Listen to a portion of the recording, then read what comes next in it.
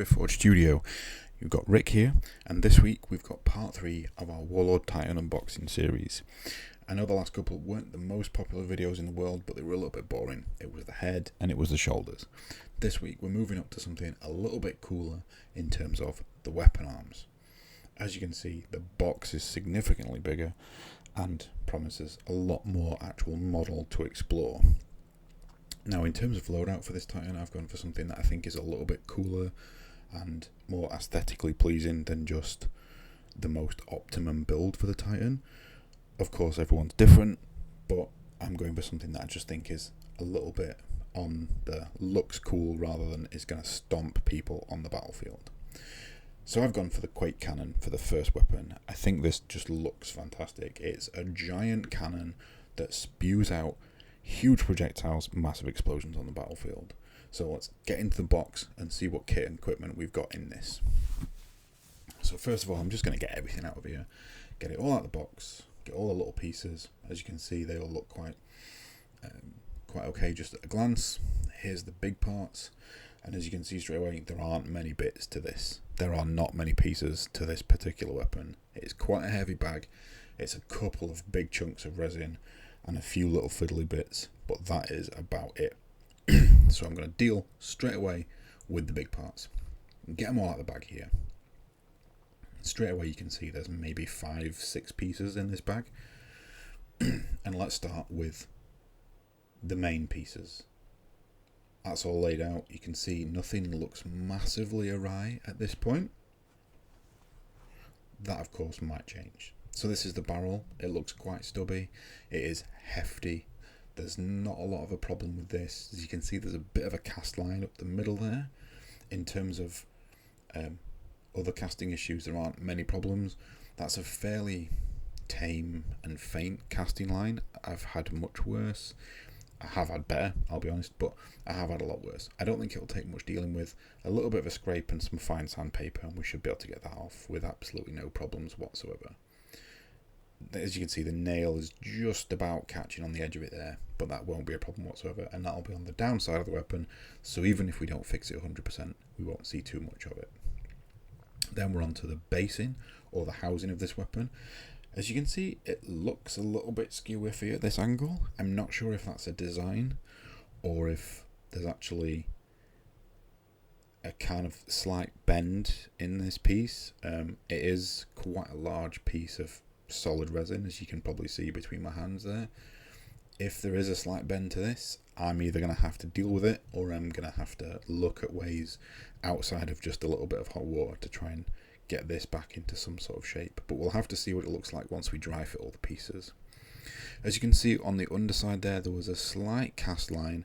Nothing hugely worrying, I don't think, but again, fairly consistent with the size and weight of this piece. The join lines to the resin gates don't seem like a massive problem. There's a couple of lines on the top, but they're going to be covered by some of the other pieces that we attach to this anyway. As you can see, it's actually a little bit disappointing here. There are some print lines or cast lines kind of across the curvature of the underside of this barrel. That, I guess, is the way things are going currently, but what is quite frustrating here is that in between these rivets on the underside, you can see there's a little bit of that cast line running through. Again, I think that should be fairly easy to tidy up, but it gets a little bit more intricate because we're trying to deal with those cast lines without damaging the riveting detail there. No pun intended. Some of the problems on the back there with the resin gate I'm not concerned about, because there's going to be pieces that go on top of that. So we'll fix those up as best we can and then attach the rest of the pieces as we need.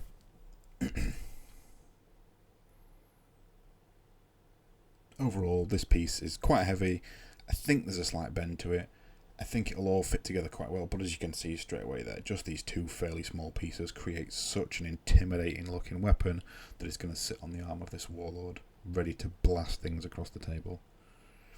In terms of the rest of it, it looks like we've got the ammo casing in terms of where the rounds are loaded into the barrel for this.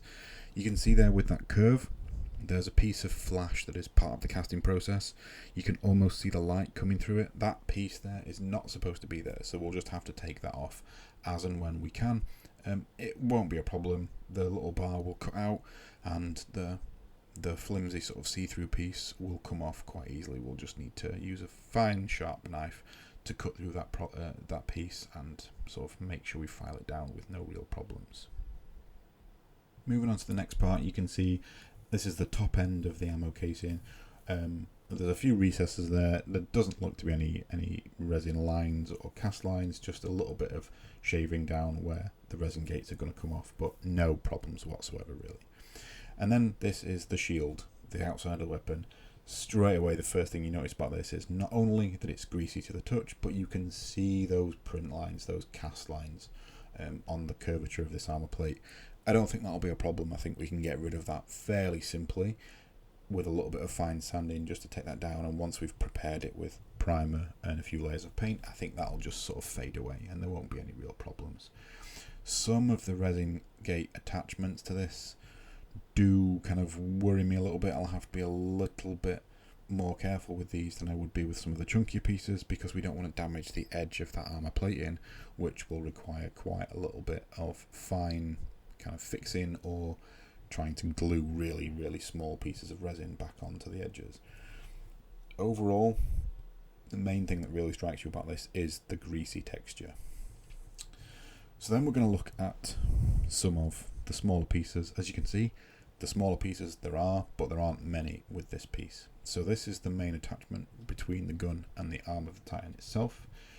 No real problems with this. It's a fairly straightforward piece. No issues with the casting, no lines that I can see, just the resin gates that will need a little bit of tidying up.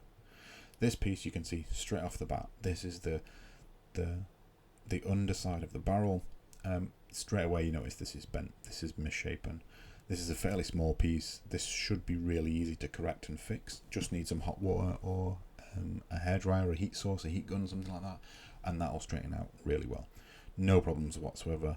In terms of casting, again, no issue. A slight line, and you can see a little line of grease across the top there, but not something I'm worried about in any sense of the word. There's already a little bit of flex with this, which makes that a little bit easier. We just need to make sure that we accommodate that flex while we're fixing it. There is a slight line on some of the ribs underneath this, but again, with some really careful application of a scalpel or something like that, we should be okay in terms of trying to fix that and smooth it out, whilst being careful to preserve the overall detail of the model. The rest of it is fairly simple. Some cabling, some wiring for the back of the weapon, and just get it to focus there. No problems in terms of the cast or any issues with this. There's a slight divot out of that, but I believe that's a design choice to make sure you apply this in the correct location. No problems with this. I'm not really concerned in the slightest. There's a few sort of like power couplers or sort of power housing generators, whatever they are. Again, they look quite cool. I might actually try and cast some of these up for use in a kind of terrain and scenery aspect, but again, nothing really problematic with them at all. And I think this is something to do with the housing and how it all fits together. There's a slight curve to this. It might need a little bit of a fix in terms of reshaping, but if we're going to be doing that with the aim arm underneath the weapon itself, we can do this at the same time. And then just the final cables. A couple of cable twists for the weapon. No problems, no issues. Even if there was, it'd be a fairly quick fix with something like this, looking at it. Not something I have a problem with. Overall, this kit is fairly decent. There's not a huge amount of problem I have with it. There are, however, a few other bits that I'm going to do throughout the Warlord building process, including magnetizing the arms. So in this big chunk here, I'm going to cut a big section of that out, get some big, hefty, strong magnets in for when we look to do some magnetization on the arms. There will have to be some fairly big, strong magnets, but I think that'll be a cool part of the process to cover. Next up, we have the Sun Fury Plasma Annihilator. For similar reasons to the Mori Quake Cannon, I picked this because the first moment the Warlord dropped in terms of the model release, I saw the giant plasma on this thing and thought, yes, that looks absolutely fantastic. And if one thing I can imagine is a giant God engine screaming hot blasts of plasma across the battlefield and just absolutely annihilating whatever it even looks at. I think it's such a cool 40k, 30k kind of far future advanced weapon that it would be an absolute shame not to use something like this. So I've gone for the plasma. I'm going to magnetize it like I mentioned about looking to do with the Mori, but I honestly don't think I'm ever going to find myself using any of the other weapons. But we'll see. Things always change.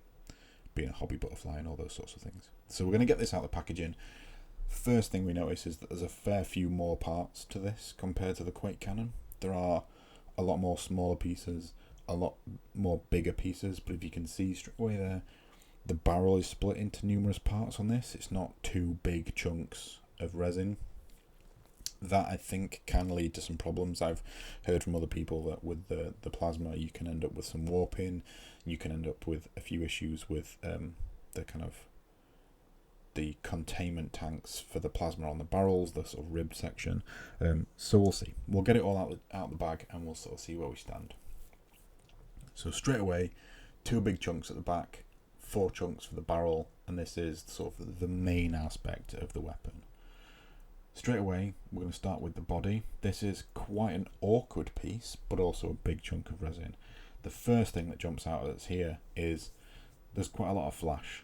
I'm going to have to dig into this to see how much of this might be a problem. It might be a little bit more of an issue in terms of trying to fix some of this stuff, and just trying to map out where some of this content goes. But I think that big reactor section goes on that curve at the back, so again, we don't have to worry too much about all this flash that we see back here. That big lump that attaches to the resin gate might be an issue depending on how that comes off, but we'll have to see. Moving around, we see all sorts of this really thin, flimsy flash that tends to come out when the moulds haven't quite been pressed together with enough force. There's a few other little bits just sort of dotted around the model. Again, I don't think at a glance these will be a massive issue, probably more like an awkward pain for some of them. Again, for the amount you pay for these sorts of pieces of kit and equipment, I feel a little bit like stuff like this probably shouldn't be passing quality assurance checks. That being said, I know in the past whenever I've had a genuine problem, Forgeworld have completely gone above and beyond in terms of getting replacements and parts sent out. I don't think there's a problem with this, so I haven't bothered to escalate this any further. I think this is all stuff that is within my skill and ability to replace, rather than having to mess about and go through that process of getting something returned and sent out, or replacement parts sent out. So in terms of the other pieces, like some of the stuff on the connector here, that might look like it might be a little bit of a problem. I don't think it will be, because most of that is going to be covered up in the connective tissue of the arm to the body and the upper arm. But again, we can show some of those aspects of how we can fix all this stuff. If that is something you would like us to show, make a comment, do whatever else, let us know, and we can look at getting something like that in terms of working with Forgeworld resin. This piece might be the first piece I've unboxed for the whole kit that looks like it might take a little longer than 5 minutes to fix and tidy up. I think it's possible, but it's frustrating. This is a big old chunk of resin, and actually some of the issues on this are frustratingly annoying rather than a big deal, really. But we'll see. We'll see how far my patience stretches when I get the scalpel out on this. So that's the first piece. I think that might be, kind of problematic, but not an issue. The back section, the powerhouse of, or what looks like the powerhouse of the plasma, fairly cool piece. I think this is something that would look really cool on a piece of terrain if I could cast this up potentially. If not, it's something I'm going to have to just sort of put on the Warlord, never to see again. But I think it is a really cool piece of this weapon. Such a small part of the thing, just sat at the back of the weapon, but just the detail on all these I think is really good. There is some small kind of issue with a few of these little bits. There's a couple of lines down the pipes here, but overall the detail on this is pretty good, and I don't have an issue with it.